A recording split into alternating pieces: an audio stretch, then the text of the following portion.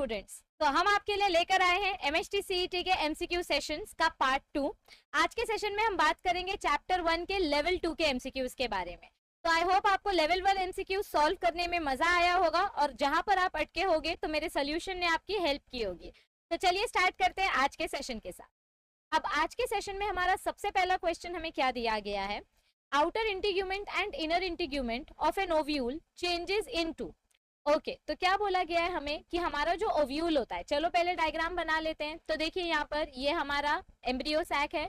Embryo sac के पास ऊपर 3 एंटीपोडाल्स होते हैं, नीचे 2 सिनर्जिड और 1 एग सेल होता है और बीच में आपका पोलर न्यूक्लिया होता है। इसके बाहर आपके इंटीग्यूमेंट्स की लेयर होती हैं। क्या होती हैं इसके बाहर? आपके इंटीग्यूमेंट्स की लेयर होती है और यहाँ पे होता है हमारा फ्यूनिकल। क्या प्रेजेंट होता है यहाँ पर? हमारा फ्यूनिकल। तो हमें पूछा क्या गया है यहाँ पर कि ये जो इनर इंटीग्यूमेंट है और ये जो आउटर इंटीग्यूमेंट है, ये मैच्योरेशन होने के बाद क्या बनाते हैं, यानी आउटर इंटीग्यूमेंट और इनर इंटीग्यूमेंट से आपको क्या देखने को मिलता है। तो हमने आपको बताया था कि जब फर्टिलाइजेशन हो जाता है, फर्टिलाइजेशन के बाद जब आपका डेवलपमेंट, एम्ब्रियो डेवलपमेंट कंप्लीट हो जाता है, तो एम्ब्रियो डेवलपमेंट कंप्लीट होने के बाद हमारा ओव्यूल सीड में कन्वर्ट हो जाता है। किस में कन्वर्ट हो जाता है? सीड में। और ये इंटीग्यूमेंट्स हमारे सीड की आउटर कोट बन जाती है, यानी कि सीड कोट का पार्ट बनता है। तो आउटर इंटीग्यूमेंट से हमें मिलता है टेस्टा और इनर इंटीग्यूमेंट से हमें मिलता है टेगमेन। देखो, अब मैं ना तुमको एक कॉमन मिस्टेक बताती हूँ जो एंट्रेंस के बच्चे कॉमन मिस्टेक करते हैं, वो क्या होती है। आप लोग क्वेश्चन पढ़ने के बाद तुरंत ऑप्शंस देखते हो। पहले ऑप्शन मत देखो, ऑप्शन के ऊपर हमेशा अपना हाथ रखने का, पहले क्वेश्चन रीड करो, उस कॉन्सेप्ट को आप याद करने की कोशिश करो कि आउटर इंटीग्यूमेंट और इनर इंटीग्यूमेंट का क्या रोल होता है। तो आउटर इंटीग्यूमेंट और इनर इंटीग्यूमेंट का रोल है प्रोटेक्शन प्रोवाइड करना न्यूसेलस को और एम्ब्रियो सैक को, और बाद में ये सीड कोट बन जाते हैं। इतना अगर आपको कॉन्सेप्ट पता है, उसके बाद आप ऑप्शन देखो। आप पहले ऑप्शन देख लोगे ना तो आप कंफ्यूज हो जाते हो। आपका कॉन्सेप्ट आप क्लियर है कि नहीं है, वो पहले इंपॉर्टेंट मैटर करता है, और उसके बाद आप ऑप्शन देखो। क्योंकि सीईटी में 100 एमसीक्यूज पूछे जाते हैं बायो से और एक एमसीक्यू का 1 मार्क रहता है। समझ में आ रही है आपको बात? So it is very very important कि आपको 1 मिनट से भी पहले ये एक क्वेश्चन सॉल्व करना है, यानी 40-50 सेकेंड्स में आपको एक क्वेश्चन सॉल्व करना होता है।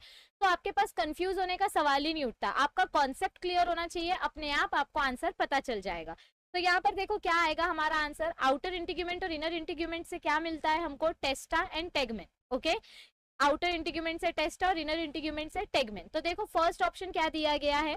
सबसे पहले देखो आपका आंसर है क्या इधर पे? हाँ, आपका आंसर मुझे दिखाई दे रहा है यहाँ पे। ऑप्शन नंबर 2 जो है, आउटर इंटीग्यूमेंट से टेस्टा बनेगा, इनर इंटीग्यूमेंट से टेगमेन बनेगा। सो this is the right option. लेकिन आप बाकी के ऑप्शंस भी चेक करो कि बाकी के ऑप्शंस में क्या दिया है। ऑप्शन नंबर ए में दिया है कि सीड और फ्रूट बनेगा, तो इंटीग्यूमेंट सीड और फ्रूट नहीं बनाता है। सीड एम्ब्रियो सैक से बनता है और फ्रूट ओवरी से बनता है। तो ये आंसर गलत है, मतलब ये ऑप्शन नहीं आएगा। सीड और फ्लावर, ये ऑप्शन भी नहीं आएगा, क्योंकि अभी हमने बोला एम्ब्रियो सैक आपके सीड से, एम्ब्रियो सैक से आपका सीड बनता है और फ्लावर आपके बड से बनता है। So this is also not the correct option. Mesocarp and endocarp, ये आपके ओवरी के वॉल्स है। ये किसके वॉल्स हैं? ओवरी के वॉल्स है।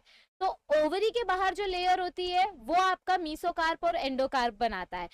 ओवरी के अंदर जो सीड है, देखो इसके अंदर जो सीड है, इस सीड का जो लेयर है उसको हम बोलते हैं टेस्टा एंड टेगमेन। तो this is also the wrong option. So correct option क्या है? Option number B. अब हम बढ़ते हैं नेक्स्ट क्वेश्चन की तरफ। नेक्स्ट क्वेश्चन क्या है हमारा? 1 सेकेंड। यस, तो option question number 2, endothecium layer of anther lobe is present. Okay, endothecium lobe जो है वो कहाँ प्रेजेंट होता है, या एंडोथीशियम लेयर कहाँ प्रेजेंट होता है? तो देखो ये अपना एंथर का स्ट्रक्चर है। अब तक तो आपको याद हो गया होगा एंथर का स्ट्रक्चर कैसे रहता है। ये जो सबसे बाहर की लेयर होती है इसको हम बोलते हैं एपिडर्मिस। सबसे बाहर की लेयर कौन सी होती है? एपिडर्मिस। फिर एपिडर्मिस के अंदर एक लेयर प्रेजेंट होती है जिसको हम बोलते हैं एंडोथीशियम। जो सेकंड लेयर प्रेजेंट होती है एपिडर्मिस के नीचे, उसको हम बोलते हैं एंडोथीशियम। फिर एंडोथीशियम के नीचे और मल्टीपल लेयर्स प्रेजेंट होती हैं जिनको हम बोलते हैं मिडल लेयर्स। इसको हम क्या बोलते हैं? ऐसे पूरे एंथर में, ये सब ऐसे पूरे एंथर में रहेगा, इसको हम बोलते हैं मिडल लेयर्स। क्या बोलते हैं? ये व्हाइट लेयर को हम मिडल लेयर्स। फिर मिडल लेयर के भी अंदर एक और स्पेशल लेयर प्रेजेंट होती है जिसको हम बोलते हैं टेप्टम। यहाँ पे और एक लेयर कौन सी प्रेजेंट होती है? टेप्टम की लेयर प्रेजेंट होती है। और टेप्टम लेयर के अंदर, टेप्टम लेयर के अंदर हमारे माइक्रोस्पोर सेल्स होते हैं, यानी स्पोरोजिनस टिश्यू होता है। तो ये जो ब्लू कलर की लेयर मैंने बनाई है, दिस इज टेप्टम। और टेप्टम के अंदर हमारा क्या होता है, ये ग्रीन कलर का स्पोरोजिनस टिश्यू, जो आगे जाके क्या बनाएंगे, आपके माइक्रोस्पोर्स बनाएंगे। समझ में आ रही है बात? तो देखो यहाँ पे मैंने डायग्राम लेबलिंग करके बताया। अब आप मुझे बताओ एंडोथीशियम का लेयर कहाँ प्रेजेंट है?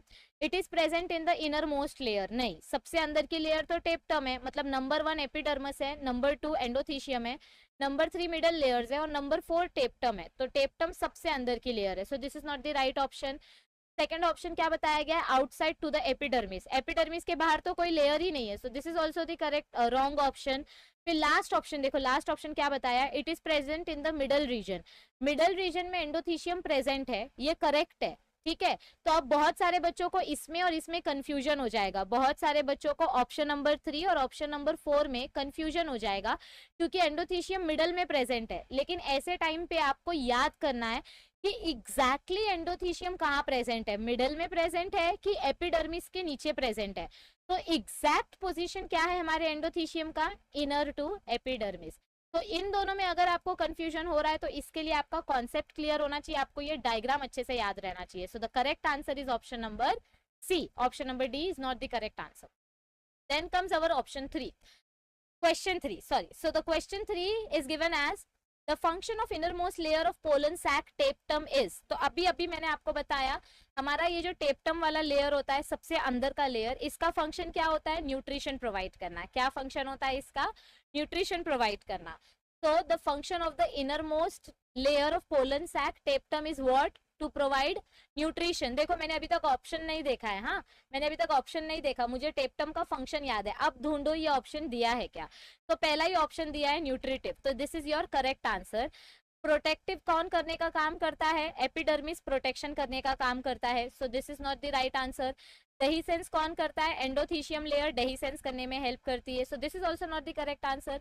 मैकेनिकल प्रोटेक्शन मिडल लेयर से मिलता है, so this is also not the correct answer. So the correct answer is option number.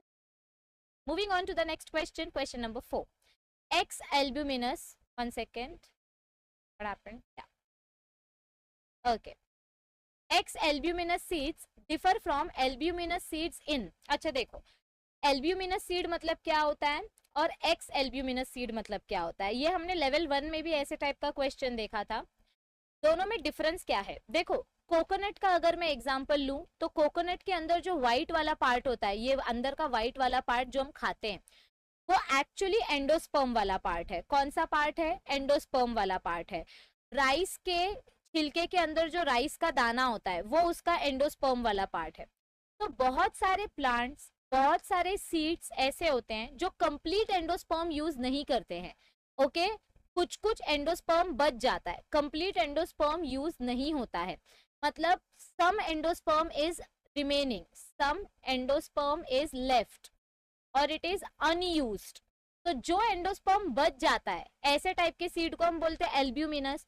और कुछ कुछ सीड्स ऐसे होती हैं जो अपना पूरा एंडोस्पर्म यूज कर लेते हैं, जैसे sunflower, peas, beans, garden pea, etcetera etcetera.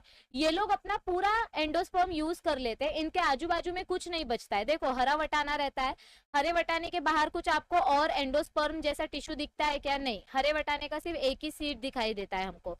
तो ऐसे सीड्स जो अपना पूरा एंडोस्पर्म यूज कर लेते हैं, मतलब यहाँ पे क्या आएगा, कंप्लीट एंडोस्पर्म इज यूज्ड। तो ऐसे टाइप के सीड को हम बोलते हैं एक्स एल्ब्यूमिनस, यानी कि नॉन एंडोस्पर्मिक। इसका दूसरा नाम क्या है, नॉन एंडोस्पर्मिक। तो जिसमें एंडोस्पर्म बच जाता है उसको बोलते हैं एल्ब्यूमिनस, जिसमें एंडोस्पर्म नहीं बचता है उसको बोलते हैं एक्स एल्ब्यूमिनस। तो अब आप मुझे बताओ कि दोनों में क्या डिफरेंस आएगा। X albuminous differ from albuminous seeds इन, क्या डिफरेंस आएगा, देखो इधर पे एक्स एल्ब्यूमिनस में, एक्स एल्ब्यूमिनस और एल्ब्यूमिनस में क्या डिफरेंस है, एक्स एल्ब्यूमिनस में एंडोस्पर्म नहीं होता है, ओके। तो इधर पे फर्स्ट ऑप्शन क्या दिया है, फर्स्ट ऑप्शन में दिया है कि एंडोस्पर्म होता है, हमने क्या बोला, एक्स एल्ब्यूमिनस में एंडोस्पर्म नहीं होता है, नो एंडोस्पर्म। तो इधर पे ये ऑप्शन तो नहीं आएगा, करेक्ट है। अभी सेकंड ऑप्शन क्या दिया आपको, नॉट हैविंग एम्ब्रियो सैक। इधर एम्ब्रियो सैक किधर से घुसा दिया, इधर एम्ब्रियो सैक का लेना देना ही नहीं है, एम्ब्रियो सैक तो कब का यूज हो गया। देखो ऐसा अपना एम्ब्रियो सैक है, एम्ब्रियो सैक के अंदर इधर पे आपका ये ट्रिप्लॉइड एंडोस्पर्म न्यूक्लियस बना है, क्या है ये, प्राइमरी एंडोस्पर्म न्यूक्लियस। और यही आगे डेवलप होके एंडोस्पर्म बना रहा है, ठीक है। तो एम्ब्रियो सैक नहीं होगा तो एंडोस्पर्म कैसे बनेगा? सो ये तो आंसर है ही नहीं। दोनों में एम्ब्रियो सैक होता है, चाहे एंडोस्पर्मिक सीड हो मतलब एल्ब्यूमिनस हो या नॉन एल्ब्यूमिनस हो या एक्स एल्ब्यूमिनस हो, दोनों में एम्ब्रियो सैक होता ही होता है। तो दोनों में ये डिफरेंस नहीं है, दोनों में ये कॉमन पॉइंट है, दोनों के पास एम्ब्रियो सैक होता है। So this is also not the right answer. Last option क्या है? नॉट हैविंग एंडोस्पर्म, मतलब एक्स एल्ब्यूमिनस के पास एंडोस्पर्म नहीं होता है। वही तो हमने पढ़ा, x albuminous don't have endosperm, albuminous seeds have endosperm. तो दोनों में डिफरेंस क्या है? एक्स एल्ब्यूमिनस के पास एंडोस्पर्म नहीं होता है और एल्ब्यूमिनस के पास एंडोस्पर्म होता है। अगर समझो इस क्वेश्चन को थोड़ा सा चेंज कर दिया, इस क्वेश्चन को क्या किया हमने, एक मिनट रुको, अगर इस क्वेश्चन को मैं थोड़ा सा चेंज कर दूं और इधर पे अगर मैं ऐसा लिख दूं एल्ब्यूमिनस और इधर पे मैं लिख दूं एक्स एल्ब्यूमिनस, मतलब इधर का एक्स हटा दूं, तो अब क्या क्वेश्चन पूछा गया है आपसे? समझो इधर का एक्स मैंने हटा दिया और इधर पे एक्स मैंने ऐड कर दिया, तो अब क्वेश्चन कैसे हो गया कि अब मुझे बताओ एल्ब्यूमिनस और एक्स एल्ब्यूमिनस में क्या डिफरेंस है। तो एल्ब्यूमिनस में एंडोस्पर्म रहेगा और इसमें नहीं रहेगा। तो अगर ऐसा क्वेश्चन होता तो ये वाला ऑप्शन आंसर आता, लेकिन हमको ऐसा क्वेश्चन नहीं दिया गया है। हमको यहाँ पे क्वेश्चन में क्या दिया गया है? पहले एक्स एल्ब्यूमिनस दिया है, तो एक्स एल्ब्यूमिनस में एंडोस्पर्म नहीं होता है, इसीलिए ऑप्शन नंबर 4 करेक्ट आंसर है। आई होप आपको समझ में आ रहा होगा। अब हम बढ़ते हैं नेक्स्ट क्वेश्चन की तरफ। Bright coloured flower is an adaptation for, okay, flowers के ऊपर कलर क्यों होते हैं? पॉलिनेशन करने के टाइम पे अलग अलग इंसेक्ट, अलग अलग बर्ड्स को अट्रैक्ट करना होता है। क्या करना होता है? अलग अलग इंसेक्ट और अलग अलग बर्ड्स को हमको अट्रैक्ट करना होता है। तो अट्रैक्ट करने के लिए, सॉरी, हाँ, अट्रैक्ट करने के लिए हमको फ्लावर्स को, मतलब स्पेशली इंसेक्ट को अट्रैक्ट करने के लिए हमको फ्लावर्स को कलरफुल बनाना पड़ता है, क्योंकि इंसेक्ट कलरफुल फ्लावर्स के पास जल्दी आते हैं। देखो, हवा मतलब विंड और वाटर अबायोटिक एजेंट है, इनको ना तो कुछ दिखाई देता है ना तो कुछ सुनाई देता है, तो इनके लिए फ्लावर्स में कुछ अडेप्टेशन नहीं होते। ना तो फ्लावर कलरफुल होता है ना उसमें ज्यादा खुशबू होती है, क्योंकि विंड और वाटर नॉन लिविंग एजेंट्स है, ठीक है। लेकिन जो एनिमल्स और बर्ड्स होते हैं, यानी जूफिली और एंटोफिली, तो ये दोनों लिविंग एजेंट्स हैं, इनको अट्रैक्ट करने के लिए कुछ ना कुछ करना पड़ेगा। अब जो एनिमल्स होते हैं उनको फ्लावर के अट्रैक्ट करने से इतना फर्क नहीं पड़ता है। एनिमल्स को क्या चाहिए? नेक्टर ज्यादा चाहिए, ओके। फ्लावर्स में फ्लावर्स अट्रैक्टिव नहीं होंगे तो भी चलेगा, लेकिन उनको नेक्टर ज्यादा चाहिए। और इंसेक्ट को नेक्टर कम मिला तो भी चलेगा, लेकिन उनको ब्राइट कलर के फ्लावर्स जल्दी दिखाई देते हैं, मतलब उनकी जो रिफ्लेक्शन और परसेप्शन कैपेसिटी होती है वो काफी ज्यादा होती है। तो इस तरीके से ब्राइट कलर के फ्लावर किस लिए किए जाते हैं? देखो, एनिमोफिली मतलब विंड, विंड को कुछ फर्क नहीं पड़ेगा फ्लावर ब्राइट है या डल है, उसको कुछ फर्क नहीं पड़ेगा। हाइड्रोफिली मतलब वाटर, इसको भी कुछ फर्क नहीं पड़ेगा, ओके। एनिमल्स को नेक्टर ज्यादा चाहिए, लेकिन यहाँ पे हमने क्या बोला है कि फ्लावर ब्राइट कलर का है, तो ये भी नहीं आएगा। तो राइट आंसर क्या है अपना? ऑप्शन नंबर डी, क्योंकि इंसेक्ट्स और बटरफ्लाईज कलरफुल फ्लावर्स की तरफ अट्रैक्ट होकर जाते हैं। नेक्स्ट क्वेश्चन, क्वेश्चन नंबर 6 हमें क्या दिया गया है? At what stage of endosperm development will you observe nuclear और सेल्यूलर टाइप ऑफ एंडोस्पर्म? तो क्या बोला गया है हमें कि कौन से स्टेज में हमें न्यूक्लियर या सेल्यूलर टाइप का डेवलपमेंट देखने को मिलेगा एंडोस्पर्म में, ओके। तो देखो, सबसे पहले तो अपना फर्टिलाइजेशन होता है। यहाँ पे आपका पोलर न्यूक्लियाई था, यहाँ पे आपका सेकेंड मेल गैमेट आया और इनका फ्यूजन होके क्या बना? इन दोनों का फ्यूजन होके प्राइमरी एंडोस्पर्म न्यूक्लियस बना। अब जैसे ही ये प्राइमरी एंडोस्पर्म न्यूक्लियस बन जाता है, इधर पे आपका सिनर्जिड था, एक सिनर्जिड बर्स्ट हो गया, एग सेल के साथ दूसरा मेल गैमेट फ्यूज होके क्या बना देता है? जाइगोट बना देता है। क्या बना देता है? जाइगोट बना देता है। जैसे ही फर्टिलाइजेशन हो जाता है, तुरंत आपका एंडोस्पर्म डेवलपमेंट स्टार्ट हो जाता है। क्यों पता है? क्योंकि जाइगोट को डेवलप करने के लिए उसको खाना देना पड़ेगा, और जाइगोट को खाना देने के लिए एंडोस्पर्म बनाना पड़ेगा। तो एंडोस्पर्म पहले से बना के नहीं रखा जाता है। एंडोस्पर्म कब बनाया जाता है? जब फर्टिलाइजेशन हो जाता है। तो फर्टिलाइजेशन करने के टाइम पे जब फर्टिलाइजेशन हो जाता है तो हम एंडोस्पर्म का डेवलपमेंट स्टार्ट करते हैं तुरंत। तो इधर देखो क्या क्या ऑप्शंस दिया गया है। आपको क्या बोला गया है कि आपको न्यूक्लियर एंडोस्पर्म और सेलुलर टाइप एंडोस्पर्म कब देखने को मिलेगा? देखो, एक बार आपको याद दिला देती हूँ। न्यूक्लियर एंडोस्पर्म कैसा होता है? ऐसे यहाँ पे आपका जाइगोट है और ऐसे प्री न्यूक्लियर डिवीजन हो रहा है, ये आपका न्यूक्लियर टाइप का एंडोस्पर्म है, याद आ रहा है कुछ। और सेलुलर टाइप का एंडोस्पर्म कैसा होता है, यहाँ पे आपका जाइगोट है और यहाँ पे ऐसे आपको मतलब अलग अलग एंडोस्पर्म के सेल्स ऐसे सेल वॉल फॉर्मेशन के साथ बनते हुए दिखाई दे रहे हैं, याद आ रहा है। इधर पे ऐसे आपका एम्ब्रियो डेवलपमेंट हो जाता है, याद आया कुछ। तो ये डेवलपमेंट हमको कब देखने को मिलती है, फर्टिलाइजेशन होने के बाद। कब देखने को मिलती है, फर्टिलाइजेशन होने के बाद। तो कब बनता है न्यूक्लियर या सेलुलर टाइप का endosperm, at the mature stage of endosperm नहीं, एंडोस्पर्म मेच्योर होने के बाद हार्ट शेप का बन जाता है, सो ये ऑप्शन नहीं आएगा। Just after the division of primary endosperm nucleus, yes, जैसे ही आपका प्राइमरी एंडोस्पर्म न्यूक्लियस बन जाता है, PEN, ठीक उसके बाद आपका एंडोस्पर्म डेवलपमेंट स्टार्ट हो जाता है। So B is the correct answer. Correct answer क्या है, option number B. Third option क्या दिया गया है, when division starts in embryo, embryo में डिवीजन करने के लिए पहले एंडोस्पर्म बनाना पड़ेगा, सो ये पहले नहीं होगा। And when embryo is heart shape, embryo heart shape का कब बनेगा भैया, एम्ब्रियो हार्ट शेप का कब बनेगा, जब उसको भर भर के एंडोस्पर्म मिलेगा, तो ये भी नहीं आएगा। So the correct answer is option number B. Next क्या है, द कंसिडरेबल, देखो ये क्वेश्चन में याद रखो, एंडोस्पर्म मतलब क्या है, हमारे एम्ब्रियो का खाना, एम्ब्रियो को खाना दोगे तभी वो बढ़ेगा ना, इसीलिए ऑप्शन नंबर सी और ऑप्शन नंबर डी नहीं है, क्योंकि एम्ब्रियो का डेवलपमेंट स्टार्ट करने के लिए उसको एंडोस्पर्म देना पड़ेगा, और एंडोस्पर्म कब बनेगा, प्राइमरी एंडोस्पर्म न्यूक्लियस बनने के बाद, समझा, पक्का, ऑलराइट।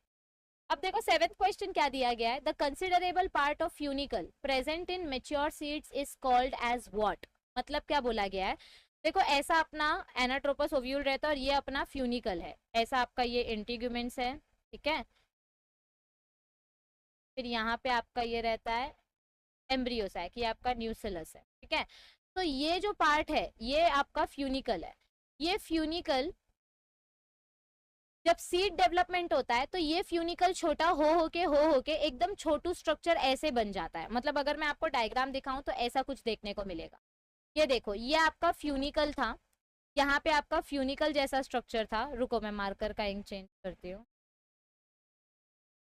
हाँ देखो इधर पे, यहाँ पे आपका फ्यूनिकल का स्ट्रक्चर था, जो सीड के बीच में ऐसा ऐसा ऐसा स्ट्रक्चर दिखाई देता है ना, this is the funicle structure. तो ये फ्यूनिकल स्ट्रक्चर मेच्योर होके क्या बना रहा है, रैफ, ये फ्यूनिकल स्ट्रक्चर मेच्योर होके क्या बना रहा है, देखो इधर का रीजन और इधर का रीजन, ये देखो ये कनेक्टिंग पॉइंट वाला फ्यूनिकल कनेक्ट करता है ना, फ्यूनिकल किसको कनेक्ट करता है, हमारे ओव्यूल को हमारी ओवरी से यानी कि प्लेसेंटा से कनेक्ट करता है, कौन कनेक्ट करता है, फ्यूनिकल।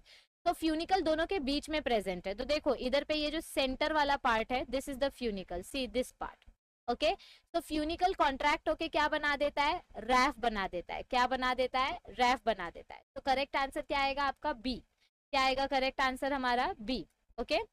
ए क्यों नहीं आएगा, क्योंकि प्लेसेंटा तो दूर है, ओव्यूल से दूर है, उसका फ्यूनिकल के साथ कुछ लेना देना नहीं है, और मेच्योर सीड्स में प्लेसेंटा का इधर पे, प्लेसेंटा से जितना न्यूट्रिशन चाहिए था उतना ले लिया, सीड बनने के बाद प्लेसेंटा डिग्रेड हो जाता है, हीलम से, हीलम आपका सेंटर पॉइंट है, इस पार्ट को हम बोलते हैं हीलम, इस पार्ट को हम क्या बोलते हैं, हीलम, ओके।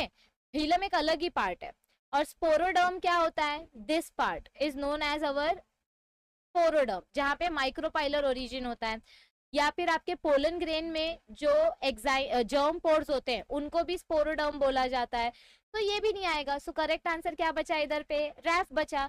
इट्स वेरी सिंपल, ये मैंने आपको थ्योरी के टाइम पे भी बताया था, तो इसको याद रखो, ओके, ऑलराइट। तो अब हम बढ़ते हैं क्वेश्चन नंबर 8 की तरफ। क्वेश्चन नंबर 8 में हमें क्या दिया गया है, each pollen grain is, okay. तो अब यहाँ पर कंफ्यूजन क्या होगा, आपको पोलन ग्रेन पूछा गया है और आप कंफ्यूज हो जाओगे मेल गैमेट के साथ। देखो पोलन ग्रेन और मेल गैमेट में थोड़ा सा डिफरेंस है, दोनों एक ही है, लेकिन पहले सिंगल पोलन ग्रेन जब रहता है, मतलब जब पोलन ग्रेन एंथर में से निकलता है, ये आपका एंथर है, एंथर में से जब ये पोलन ग्रेन निकला तो इसको हम माइक्रोस्पोर बोलते हैं, या आप इसको पोलन ग्रेन भी बोल सकते हो, क्या बोल सकते हो, इसको आप पोलन ग्रेन भी बोल सकते हो।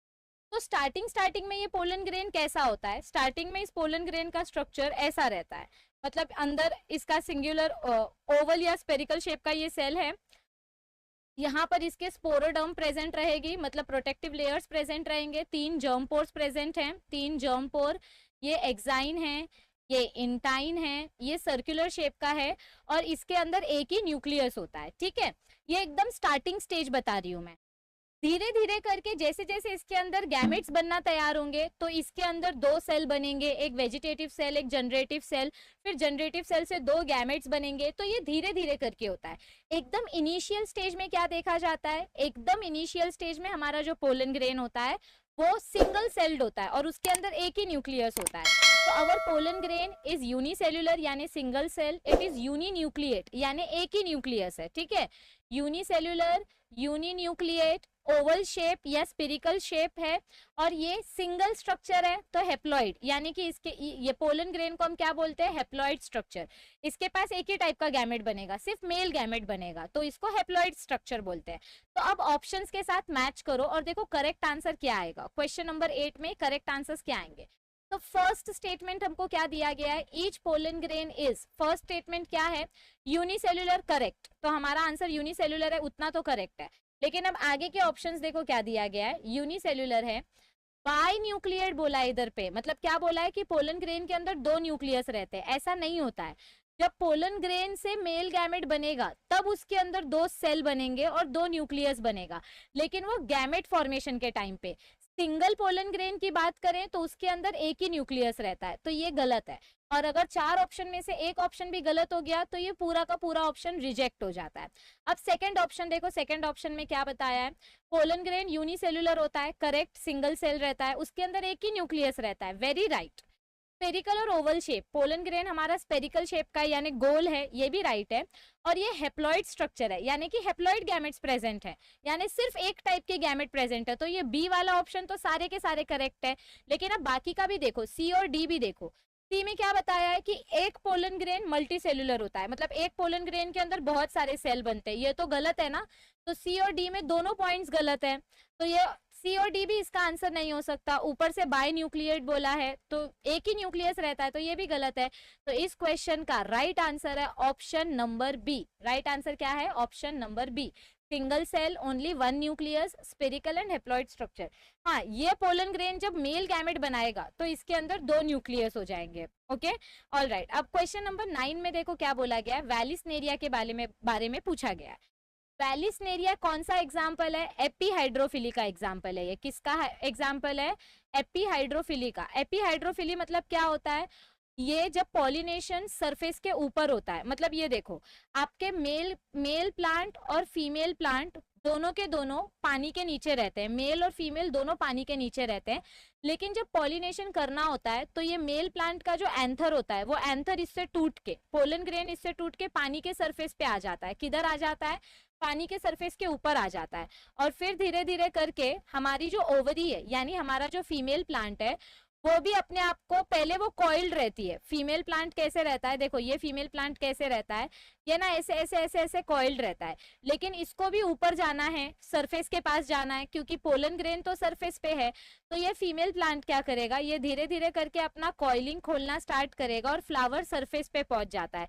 एक बार फ्लावर सरफेस पे पहुंच गया तो पोलन ग्रेन इस फ्लावर के ऊपर बैठेगा और पॉलिनेशन करेगा। तो वैलिस्नेरिया मतलब एपीहाइड्रोफिली में कैसे टाइप का पॉलिनेशन होता है, वाटर के सरफेस के ऊपर। आपको याद होना चाहिए, वैलिस्नेरिया एग्जाम्पल के हिसाब से दिया है, तो आपको एग्जाम्पल्स याद रहेंगे तो ऑटोमेटिकली पॉलिनेशन याद रहेगा। इसीलिए मैं बोलती हूँ हमेशा पढ़ने के टाइम पे हर एग्जाम्पल को याद रखो, मतलब कम से कम एक टाइप का दो एग्जाम्पल आपको याद रहना चाहिए, हर एक प्रोसेस का दो दो एग्जाम्पल याद रहना चाहिए। तो वैलिस्नेरिया का पॉलिनेशन किधर हो रहा है, वाटर सरफेस के ऊपर हो रहा है, so on the surface of water. बाकी के ऑप्शंस देखो क्या दिए गए हमको इधर पे, डीप इन वाटर, वाटर के अंदर पॉलिनेशन नहीं हो रहा है क्योंकि पोलन ग्रेन सरफेस पे आ जा रहा है। Below the surface of the water, पानी के सरफेस के नीचे भी नहीं हो रहा है क्योंकि पोलन ग्रेन्स ऊपर आ गए। विंड के थ्रू नहीं हो रहा है, इसमें पॉलिनेशन कैसे हो रहा है, on the surface of the water. So this is the right answer. Okay, all right. अब हमको नेक्स्ट क्वेश्चन देखो क्या पूछा गया है, chiropterophily is the pollination carried out by. Chiropterophily मैंने आपको बताया था, चिरोप्टेरोफिली ये नाम इतना अलग है, इतना अलग नाम है, इसका मतलब ये पॉलिनेशन कौन करते हैं, बैट्स करते हैं। क्योंकि अगर बर्ड्स पॉलिनेशन करते हैं तो उसको हम ऑर्निथोफिली बोलते हैं, इंसेक्ट के पॉलिनेशन को हम एंटोमोफिली बोलते हैं, एनिमल्स के पॉलिनेशन को हम जूफिली बोलते हैं। तो बचा क्या, बैट। तो bat is the right answer for chiroptero. ये क्वेश्चन आता है यहाँ सीईटी में, 100% आता है ये क्वेश्चन, बैट्स वाला, सो उसको याद रखना। अब देखो इधर पे और एक चीज क्या बताई गई है, नेक्स्ट क्वेश्चन, क्वेश्चन नंबर 11 में, इन हाइड्रोफिलस प्लांट, हाइड्रोफिलस प्लांट मतलब क्या होते हैं, पानी में जो पॉलिनेशन करते हैं, तो in hydrophilous plant specific gravity of pollen grain is controlled by, देखो पोलन ग्रेन का जो इनर लेयर है और जो आउटर लेयर है वो किससे बना है, इनर लेयर किससे बना है, सेल्यूलोज से बना है, किससे बना है, सेल्यूलोज एंड पेक्टिन से बना है। और ये सेल्यूलोज जो है ये कहीं ना कहीं स्टार्च बनाने में हेल्प करता है, क्या बनाने में हेल्प करता है, स्टार्च बनाने में हेल्प करता है। तो हमारे पोलन ग्रेन का इनर लेयर यानी कि इंटाइन जितना ज्यादा मोटा होगा उतने ज्यादा स्टार्च मॉलिक्यूल्स उसके पास होंगे, और स्टार्च मॉलिक्यूल्स की वजह से पोलन ग्रेन हेवी हो जाता है। जब आप गांव जाते हो या बाहर पढ़ने जाते हो, हॉस्टल जाते हो, तो मम्मी कैसे भर भर के बैग में खाना पैक करती है तो बैग हेवी हो जाता है, ठीक उसी तरीके से अगर आपके इंटाइन के लेयर में स्टार्च मॉलिक्यूल ज्यादा हैं तो पोलन ग्रेन हेवी हो जाएगा। तो पोलन ग्रेन का स्पेसिफिक ग्रेविटी कौन डिसाइड करता है, स्टार्च मॉलिक्यूल डिसाइड करते हैं। तो इधर ऑप्शंस देखो क्या बताया गया है, स्पेसिफिक ग्रेविटी किसके ऊपर डिपेंड करेगी, फॉर्मिंग कॉइल्ड पोलन ग्रेन्स, तो कॉइल्ड पोलन ग्रेन्स नहीं बनते, कॉइल्ड फीमेल गैमेट बनता है, so this is not the right answer.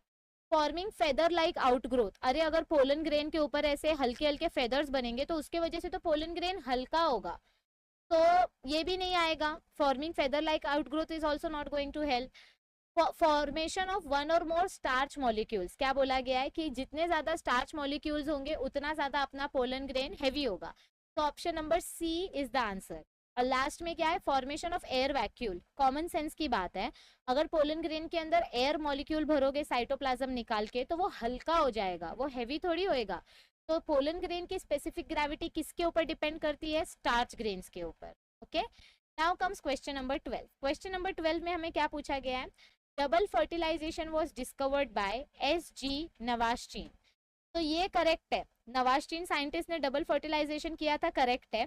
आपके डबल फर्टिलाइजेशन पैराग्राफ के एकदम फर्स्ट पैराग्राफ के लास्ट लाइन में दिया गया है, फर्स्ट पैराग्राफ के लास्ट लाइन में दिया गया है कि डबल फर्टिलाइजेशन कौन से प्लांट में किया गया था, लिलियम एंड फ्रिटिलेरिया। सो ये जिसको टेक्स्ट बुक याद रहेगी वो लोग ये क्वेश्चन कर लेंगे, और इसीलिए मैं बोलती हूँ टेक्स्ट बुक रीड करो, टेक्स्ट बुक रीड करो, it is very very important. Okay, alright, now comes question number 13।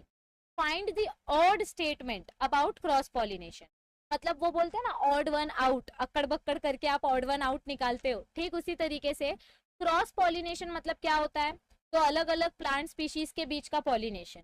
तो ये 4 स्टेटमेंट्स में से कौन सा स्टेटमेंट अलग है वो आपको ढूंढ के निकालना है। तो चलो ढूंढते हैं, मजा आता है ऑड वन ढूंढने में। Okay, so the offspring produced through cross pollination show hybrid vigor, hybrid vigor मतलब क्या होता है, समझो आपने जो मेल गैमेट लिया उसके पास प्रोटीन कंटेंट ज्यादा था, और आपने जो फीमेल गैमेट लिया इसके पास शुगर कंटेंट ज्यादा है, तो इन दोनों को फ्यूज करके जो जाइगोट आपको मिलेगा उस जाइगोट में दोनों क्वालिटी रहेगी, प्रोटीन की क्वालिटी भी और शुगर की क्वालिटी भी। मतलब ये जो बच्चा है ये अपने दोनों माँ बाप से, मतलब माँ से भी और बाप से भी एक कदम आगे है। मेल गैमेट के पास सिर्फ प्रोटीन था और फीमेल गैमेट के पास सिर्फ शुगर था, ठीक है, मेल गैमेट के पास प्रोटीन था, फीमेल गैमेट के पास शुगर था, लेकिन दोनों ने मिलके जाइगोट बनाया, और जाइगोट के पास प्रोटीन और शुगर दोनों है। तो जाइगोट के पास जब एक्स्ट्रा चीज होती है, अपने पेरेंट्स के कंपैरिजन में कुछ एक्स्ट्रा रहता है, तो उसको हम बोलते हैं हाइब्रिड विगर। हाइब्रिड विगर मतलब पावरफुल देन पेरेंट्स, पेरेंट्स से भी ज्यादा पावरफुल होना। Okay, alright, so cross pollination की वजह से हमको हाइब्रिड विगर मिलता है, ये करेक्ट है, ठीक है। नेक्स्ट स्टेटमेंट देखो, purity is maintained in the offsprings produce through cross pollination, no this is wrong. अगर आपको प्यूरिटी मेंटेन करके रखनी है तो आपको सेल्फ पॉलिनेशन करना पड़ेगा। सेल्फ पॉलिनेशन मतलब क्या होता है, सेम प्लांट्स के बीच में, जैसे समझो भाई और बहन की शादी करवा रहे हो तो भाई बहन के जीन्स बच्चे में भी जाएंगे, मतलब भाई और बहन के गैमेट्स को अगर आपने फ्यूज करवाया तो जो जाइगोट बनेगा उसमें उनके ही कैरेक्टर्स रहेंगे, किसी बाहर वाले के कैरेक्टर नहीं आएंगे। तो सेल्फ पॉलिनेशन करके प्यूरिटी मेंटेन की जाती है, क्रॉस पॉलिनेशन से प्यूरिटी मेंटेन नहीं होती है। थर्ड ऑप्शन देखो, cross pollination involves genetic recombination and brings variation, तो क्रॉस पॉलिनेशन की वजह से न्यू वेराइटी देखने मिलता है, this is also right. It is not an economical method, correct है, क्रॉस पॉलिनेशन करने के लिए बहुत ज्यादा पैसा नहीं लगता है, it is a very natural and very affordable process. तो 3 ऑप्शंस करेक्ट है और एक ऑप्शन गलत है, और हमको ऑड स्टेटमेंट ढूंढने बोला था, मतलब कौन सा ऑप्शन अलग है, तो बी वाला ऑप्शन अलग है, इसीलिए आपका आंसर क्या आएगा, option number B is your answer. Moving on to the next question, a pollen tube always enters the embryo sac near. Pollen tube कहाँ से एंटर करता है, देखो ये अपना एम्ब्रियो सैक है, यहाँ पे आपके सिनर्जिड्स है, ये आपके क्या है, दीज आर योर सिनर्जिड्स, और ये आपका एग सेल है, ये आपका क्या है, एग सेल है। एग सेल और सिनर्जिड्स मिलके क्या बनाते हैं, इन दोनों के कॉम्बिनेशन को हम क्या बोलते हैं, egg cell plus synergids are known as egg apparatus, इसको हम क्या बोलते हैं, एग अपैरेटस। तो पोलन ट्यूब हमेशा कहाँ से एंटर करता है, देखो ये आपका इंटीग्यूमेंट्स है, पोलन ट्यूब ऐसे आएगा और हमेशा एग अपैरेटस के पास से एंटर करेगा, किधर से, रुको दूसरे कलर का बनाती हूँ पोलन ट्यूब, हाँ, पोलन ट्यूब हमेशा आएगा और एग अपैरेटस के पास से एंटर करेगा, वो बाकी और कहीं से एंटर नहीं करेगा, क्योंकि एग अपैरेटस उसको अपनी तरफ अट्रैक्ट करता है। ये जो एग अपैरेटस है ना, ये एक पर्टिकुलर टाइप का केमिकल मॉलिक्यूल सेक्रेट करता है, केमिकल मॉलिक्यूल्स की वजह से आपके pollen tube automatically egg apparatus की तरफ अट्रैक्ट होते हैं। एंटीपोडाल सेल्स के पास वो केमिकल प्रॉपर्टी नहीं होता है, इसीलिए पोलन ट्यूब यहाँ से एंटर नहीं करता है, पोलन ट्यूब इतना घूम के एग अपैरेटस से एंटर करता है, समझ में आई बात।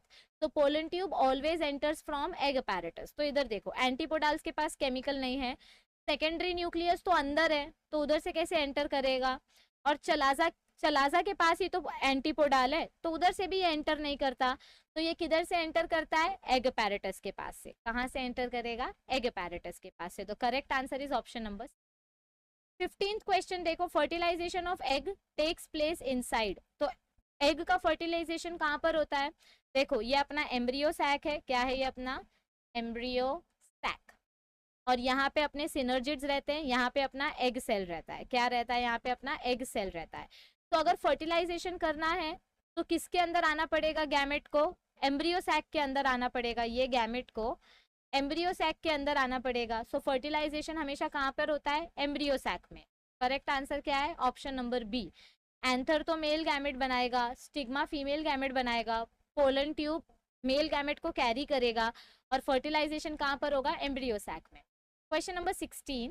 After penetrating stigmatic and styler tissues, the pollen tube usually grow down towards the egg because, मतलब क्या बोला गया है, देखो ये आपका फीमेल का स्टिग्मा है, ये स्टाइल है, और ये ओवरी है, ओवरी के अंदर इधर पे एम्ब्रियो सैक रहता है, और एम्ब्रियो सैक के पास इधर पे एग अपैरेटस है, क्या है यहाँ पे, एग अपैरेटस है। तो अपना जो पोलन ग्रेन है, देखो दूसरे मार्कर से बता रही हूँ, अपना जो पोलन ग्रेन है, ये पोलन ग्रेन पहले स्टिग्मा से एंटर किया, फिर इसने स्टाइल को भी क्रॉस कर दिया, ये स्टिग्मा है, this is style, okay, and this is pollen tube. तो देखो क्या बोला गया, आफ्टर पेनिट्रेटिंग मतलब एंटरिंग, एक बार स्टिग्मा से एंटर किया, फिर स्टाइल के थ्रू ट्रैवल किया, मतलब स्टाइल ऐसे स्टाइल के थ्रू नहीं, स्टिग्मा के नीचे जो कनेक्टिंग लिंक होता है, स्टाइल के थ्रू अंदर आया, उसके बाद पोलन ट्यूब कहाँ जाएगा, एग अपैरेटस के पास जाएगा। क्यों, क्योंकि एग अपैरेटस क्या करता है, एक स्पेशल टाइप का केमिकल सब्सटेंस रिलीज करता है, जिसके वजह से पोलन ट्यूब उसकी तरफ अट्रैक्ट होता है। तो और इस एग अपैरेटस को हम बोलते हैं, इस एग अपैरेटस को हम क्या बोलते हैं, बोलो, इस egg apparatus, this egg apparatus is nothing but what, synergids plus egg cell. ये एग अपैरेटस किससे बना है, सिनर्जिड्स प्लस एग सेल से। और ये जो दो सिनर्जिड्स है, एक लेफ्ट में और एक राइट में, इन दोनों सिनर्जिड्स को हम बोलते हैं फिलीफॉर्म अपैरेटस। क्या बोलते हैं इनको हम, फिलीफॉर्म अपैरेटस। तो इस क्वेश्चन का करेक्ट आंसर क्या आएगा, फिलीफॉर्म अपैरेटस। इस क्वेश्चन का करेक्ट आंसर क्या आएगा, ये देखो इधर पे डायग्राम मैंने ड्रॉ किया है, हाँ।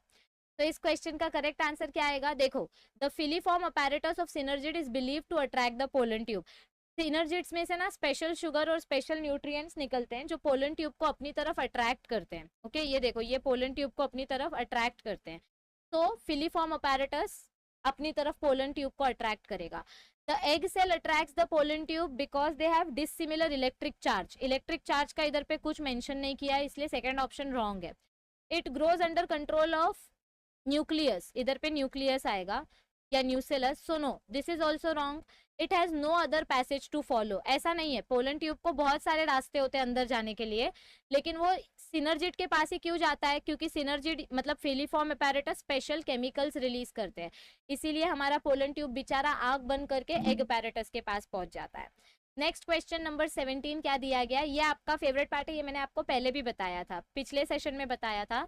हमारा जो पोलन ग्रेन होता है, पोलन ग्रेन के बाहर जो एक्साइन की मेम्ब्रेन होती है, कौन सी मेम्ब्रेन?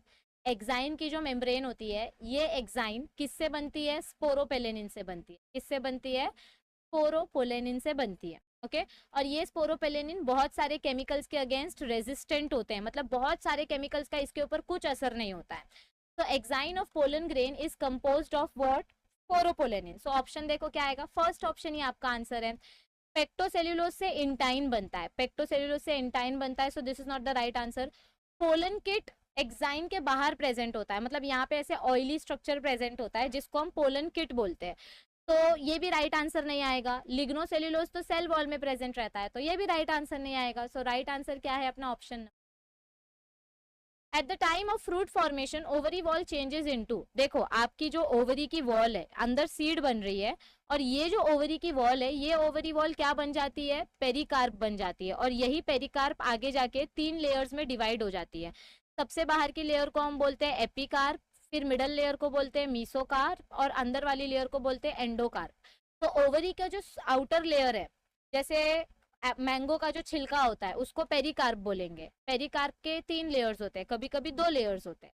तो outer most layer of ovary at the time of fruit formation ovary wall changes into what? Pericarp. So right answer क्या आएगा? Option B.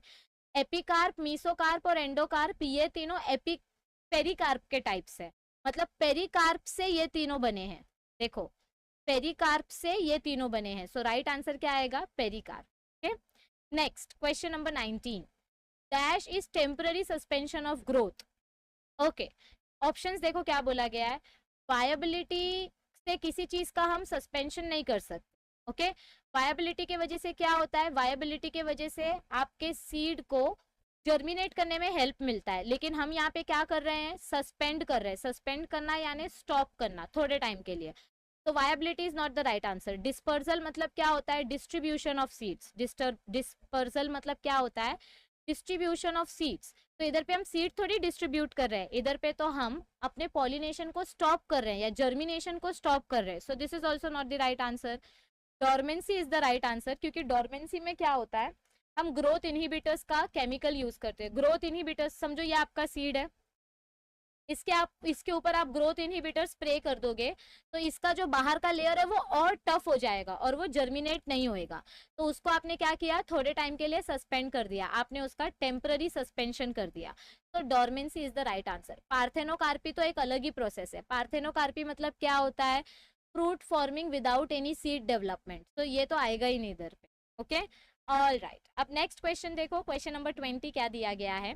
Which of the following is not true for double fertilisation. क्या बोला गया है हमको इधर पे? Which of the following is not true for double fertilisation. Double fertilisation मतलब क्या होता है? ये आपका एम्ब्रियो सैक है, इधर पे आपका एग सेल है, ये सिनर्जिड्स है। एग सेल के साथ मेल गैमेट ने फ्यूज किया तो हमको जाइगोट मिला, ये एक फर्टिलाइजेशन है। और सेंटर में जो पोलर न्यूक्लियाई था उसके साथ मेल गैमेट ने फ्यूज करके क्या बनाया? एंडोस्पर्म बनाया। क्या बनाया? ट्रिप्लॉइड एंडोस्पर्म बनाया, यानी कि 3N। ओके ये डबल फर्टिलाइजेशन है। ये फर्स्ट फर्टिलाइजेशन, सॉरी ये फर्स्ट फर्टिलाइजेशन और ये सेकंड फर्टिलाइजेशन, इसलिए इसको डबल फर्टिलाइजेशन। तो इधर पे देखो कौन सा स्टेटमेंट फॉल्स है। नॉट ट्रू मतलब क्या होता है? फॉल्स स्टेटमेंट ढूंढ के निकालना है। फर्स्ट ऑप्शन क्या दिया गया है? Endosperm nucleus is diploid. क्या बोला इधर पे? एंडोस्पर्म का न्यूक्लियस डिप्लॉइड है। ये तो पहला ही स्टेटमेंट गलत है, क्योंकि हमने अभी पढ़ा एंडोस्पर्म का न्यूक्लियस कैसा होता है? ट्रिप्लॉइड होता है। कैसा होता है? ट्रिप्लॉइड होता है। So this statement is false, मतलब अपना आंसर ए है। पर बाकी के ऑप्शंस भी देखो, male gamete and secondary nucleus fuse to form endosperm nucleus, correct है। आपका एक मेल गैमेट सेकेंडरी न्यूक्लियस के साथ फ्यूज होके एंडोस्पर्म बनाता है, ये राइट है। It was discovered by Nawaschin, ये भी राइट है। Endosperm provides nutrition to embryo, ये भी राइट है। तो कौन सा स्टेटमेंट फॉल्स है? Option number A. Next question, point out the odd one. Okay ovule किधर प्रेजेंट रहता है? फ्लावर में, फीमेल के रिप्रोडक्टिव ऑर्गन में, ठीक है। ओवरी किधर प्रेजेंट रहता है? फीमेल के अंदर। न्यूक्लियस कहाँ पर प्रेजेंट है? ओव्यूल के बाहर। तो ये तीनों फीमेल रिप्रोडक्टिव ऑर्गन का पार्ट है, लेकिन टेप्टम मेल रिप्रोडक्टिव ऑर्गन का पार्ट है। टेप्टम एंथर के अंदर प्रेजेंट रहता है, पोलन ग्रेन को न्यूट्रिशन प्रोवाइड करता है। So this is the odd answer and your correct answer is option number B. Next question देखो 22. The fertilization process in which non-motile male gametes are transported up to the female gamete through a pollen tube, it is called as what? Okay, तो ये हमने previous session में बात की थी। चलो मैं आपको ड्रॉ करके दिखाती हूँ। देखो, ये आपका स्टिग्मा है, ये आपका स्टाइल है और ये आपका ओवरी है।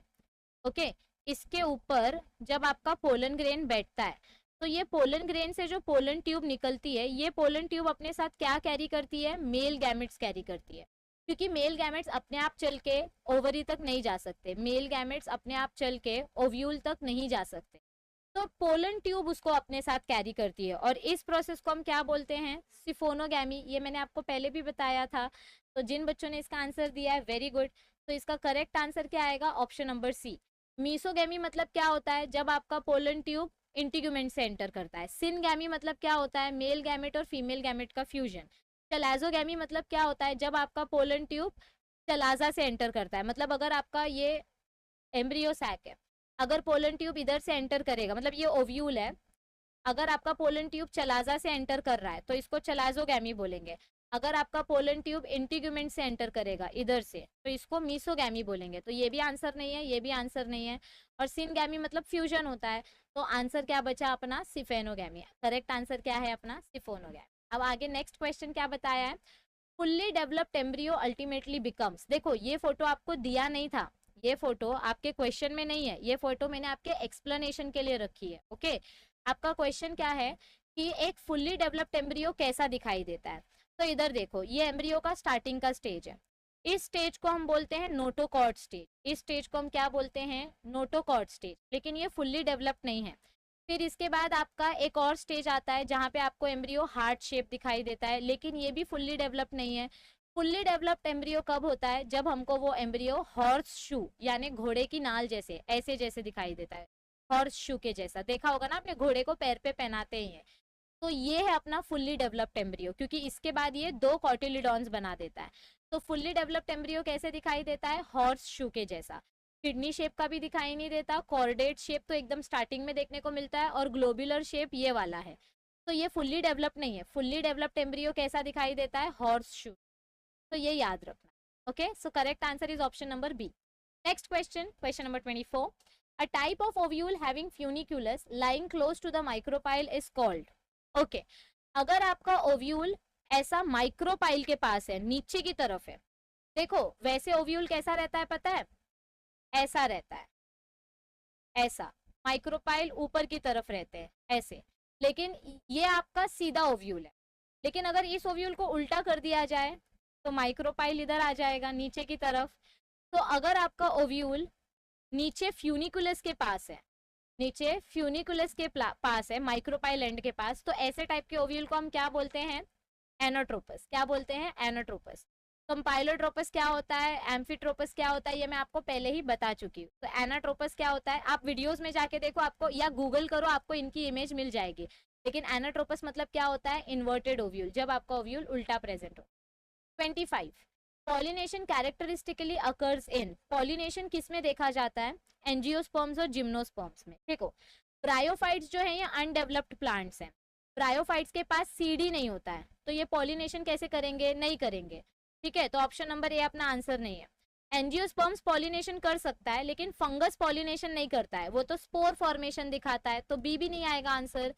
टेरिडोफाइट्स और एंजियोस्पर्म्स में क्या डिफरेंस है? They don't have seeds, they have seeds, ये भी पॉलिनेशन नहीं दिखाएगा। लास्ट क्या बचा? एंजियोस्पर्म्स। तो एंजियोस्पर्म्स और जिम्नोस्पर्म्स दोनों के पास गैमेट्स होते हैं, दोनों के दोनों पॉलिनेशन करने में हेल्प करते हैं। तो इसमें दोनों आंसर करेक्ट है, इसीलिए आपका आंसर क्या आएगा? Option number D.